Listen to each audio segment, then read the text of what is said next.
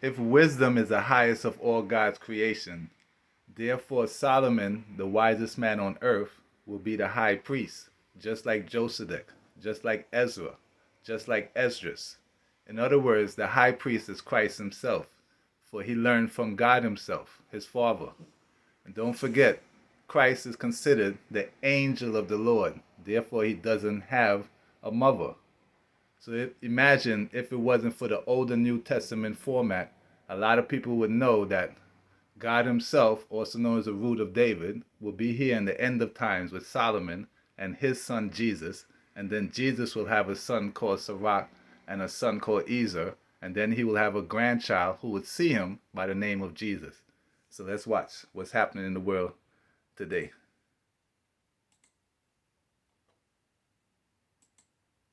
I and the Father are one in our ability and power to preserve believers immortal and indestructible, something no creature can claim, because no creature God. So the Jews got it, because in 31 it says, at this they picked up stones to stone him. And then in 32, Jesus said to them, many good works I've shown you from the Father. For which of these do you stone me? And here's the key. From the Father. In other words, not from him, from the Father. It came from the Father, the Most High himself, who's his grandfather.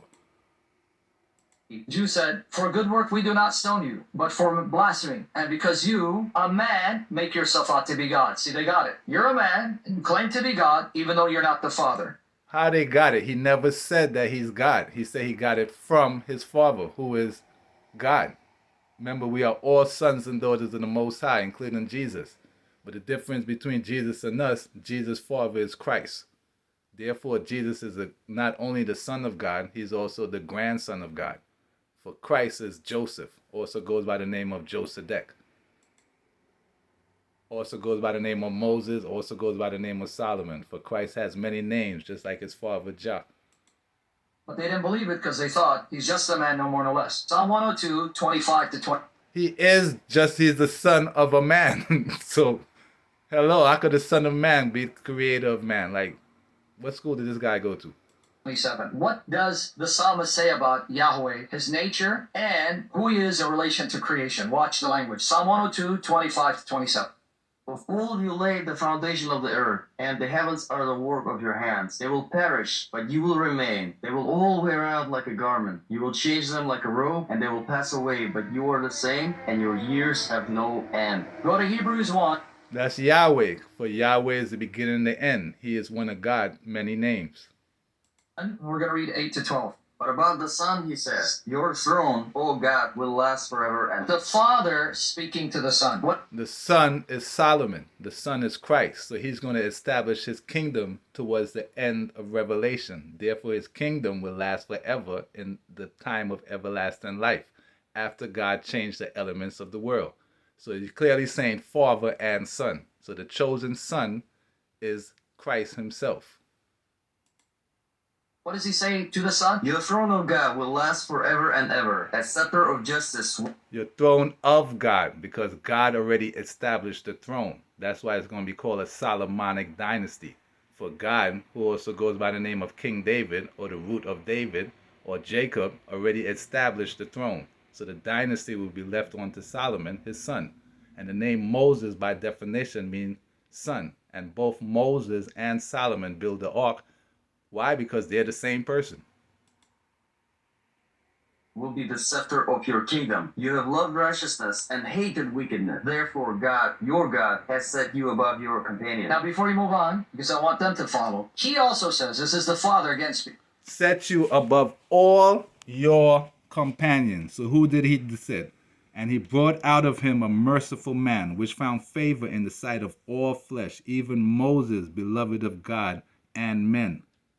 In other words, Moses is the one he chose.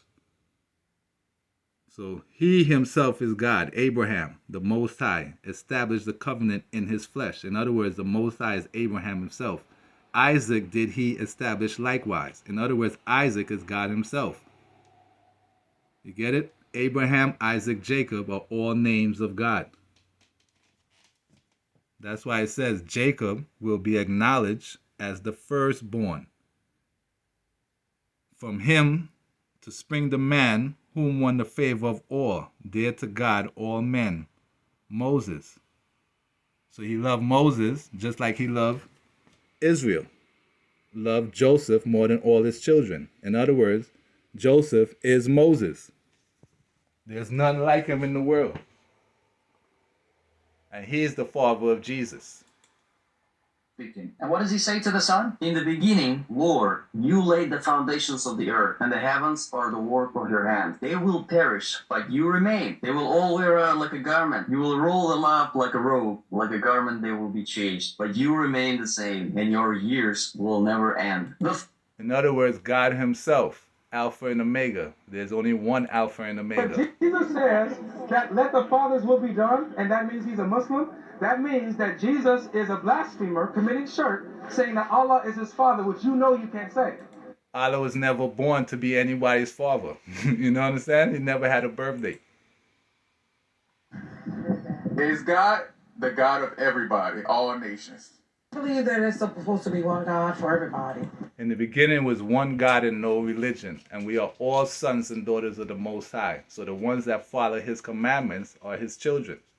And he goes by the name of Israel. For God has many names. Jacob is Israel, is Heli, is David.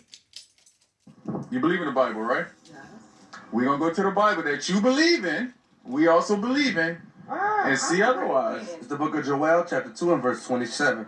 And ye Joel is one of God's many names. It is written in the second book of Ezra to let you know that. shall know that I am in the midst of Israel. So he says, I am in the midst of Israel.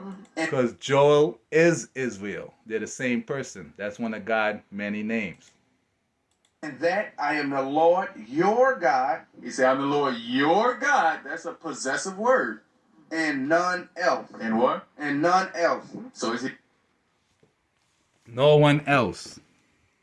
So you who are standing in the house of Jehovah in the courtyards of our God, praise Jah, for Jehovah is good. Make melody to his name. So his name is God, his name is Jehovah, his name is Jah. For Jah has even chosen even Jacob for himself, Israel for his special property. In other words, Israel is God himself. And we can see in Psalm 89, I have sworn to David my servant, even to time indefinite I shall establish your seed. In other words, David is one of God's many names.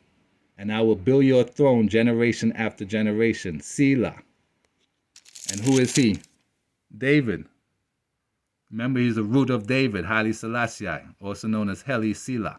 Once I have sworn in my holiness to David, I will not tell lies. So he himself calls out to me, you are my father.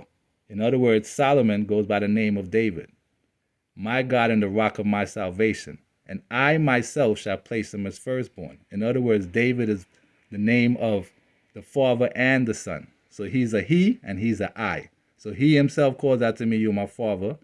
And I myself shall place him firstborn. And we all know that Jacob is the firstborn. God acknowledged him as the firstborn. Therefore, Jacob is David, who is the grandfather of Jesus. That's why Jesus. Why are we on this earth? This whole us being born into this earth, born into this world, is just a trial and a test. That's all it is. This is not our real life. This is just a trial and a test for us. Okay, read that for me. The book of Ecclesiastes, chapter 12 and verse 13. Let us hear the conclusion of the whole matter. This is the conclusion of the whole matter. Why? Remember, wisdom is a search. So if you search for wisdom, you're going to find God. So he basically wants us to follow his commandments. And if you follow his laws and commandments, you get to live. And if you don't, then you'll be considered ungodly. So you won't be considered a children of Israel. So Israel is God himself.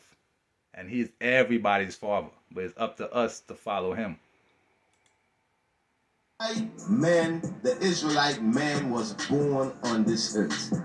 Okay? This is why you was born and brought on this earth. Read on. Fear God. It's to fear God. Read on. And keep his commandments. Read on. For this is the whole duty of man. That's your whole duty. So So you have to search for wisdom. And within wisdom, you will find Josedec, the high priest. So when the Lord stirred up the spirit of Zerubbabel, the son of Shealtiel, governor of Judah, and the spirit of Joshua, the son of Josedec. In other words, Joshua also goes by the name of Jesus, also goes by the name of Yeshua, also goes by the name of Jeshua, is from the tribe of Joseph. He's not from the tribe of Judah. But thanks to Judaism, they spread lies. So speak now, Joshua, the son of Josedec, the high priest. O Joshua, son of Josedec. Notice it says, O Joshua. Notice it doesn't say son of Judah, because he's not from the tribe of Judah, and Joseph is Judah's brother. So if his name was Yeshua, why do we call him Jesus? In other words, Jesus is Yeshua, is Joshua. And he has a son named Ezra, because Ezra is the son of Jeshua. So next to him, son Ezra, ruling office of Mizpah, the son of Jeshua, but it goes by the name of Ezra. And we all know that Jesus comes from Solomon. So he comes from the lineage of King David, because that's his grandfather, who named his favorite son Solomon after himself. So Solomon goes by the name of David, and he also goes by the name of Joseph, because Christ has many names. So which son of David did Jesus come from? He came from King Solomon, because that's his father.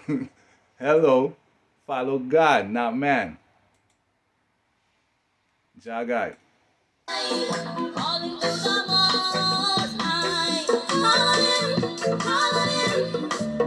Facing frustration.